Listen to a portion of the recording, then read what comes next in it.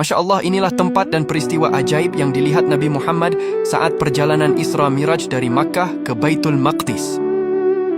Pernahkah kalian membayangkan sebuah perjalanan yang melipat jarak ribuan kilometer dan menembus dimensi langit hanya dalam satu malam? Itulah Isra Miraj.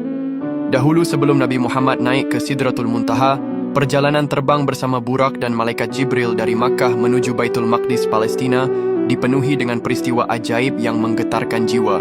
Keajaiban yang pertama, yaitu mencium aroma harum di tengah gurun.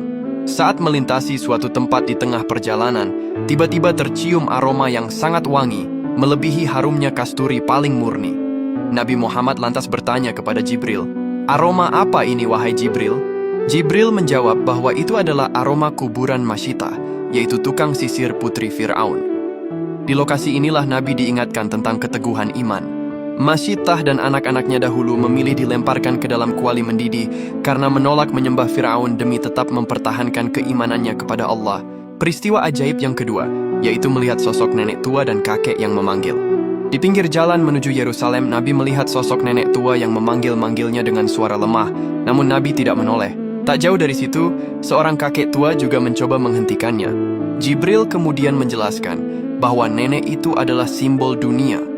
Jika Nabi berhenti, maka umatnya akan lebih mementingkan dunia daripada akhirat. Sementara kakek itu adalah iblis yang mencoba menggoda fokus Nabi dalam misi sucinya. Di sini Nabi mengajarkan kita tentang pentingnya fokus pada tujuan hakiki. Peristiwa ajaib yang ketiga, yaitu melihat kaum yang memanen tanpa henti. Nabi juga diperlihatkan sebuah pemandangan yang mustahil secara logika tani. Di sebuah lahan, ada sekelompok orang yang menanam benih, lalu saat itu juga tanaman tumbuh dan langsung bisa dipanen. Setelah dipanen, tanaman itu kembali tumbuh seperti semula. Ini terjadi di sepanjang jalur Isra. Malaikat Jibril menjelaskan bahwa mereka adalah para mujahid atau orang yang berjuang di jalan Allah.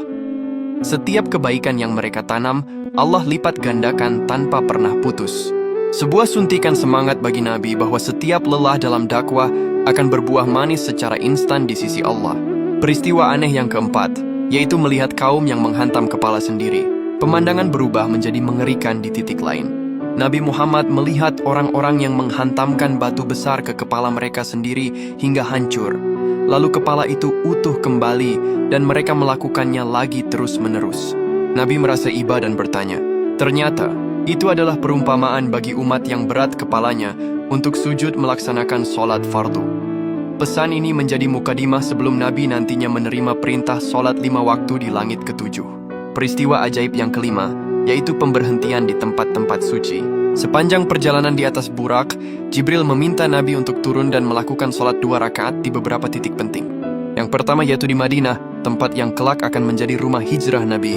Yang kedua di Madian dekat pohon Musa, yaitu tempat Nabi Musa berteduh saat pelarian dari Mesir. Yang ketiga di Gunung Tursina, yaitu lokasi Allah berbicara langsung kepada Nabi Musa. Yang keempat di Bethlehem atau Baitul Lahmi, yaitu tempat kelahiran Nabi Isa alaihi salam. Perjalanan darat ini berakhir di Masjidil Aqsa, Palestina. Di sana, Nabi Muhammad melakukan hal yang belum pernah terjadi dalam sejarah dunia, di mana beliau mengimami sholat seluruh Nabi dan Rasul atas izin Allah dalam satu syaf sholat yang rapi. Disinilah Nabi Muhammad diakui sebagai Imamul Anbiya atau pemimpin para Nabi. Setelah mengikat Burak di tembok yang kini dikenal sebagai Tembok Burak, beliau memimpin sholat yang menyatukan seluruh risalah langit sebelum akhirnya tangga cahaya Miraj turun untuk membawanya ke singgasana Arsy. Maha suci Allah atas segala kuasanya. Allahumma salli ala Sayyidina Muhammad.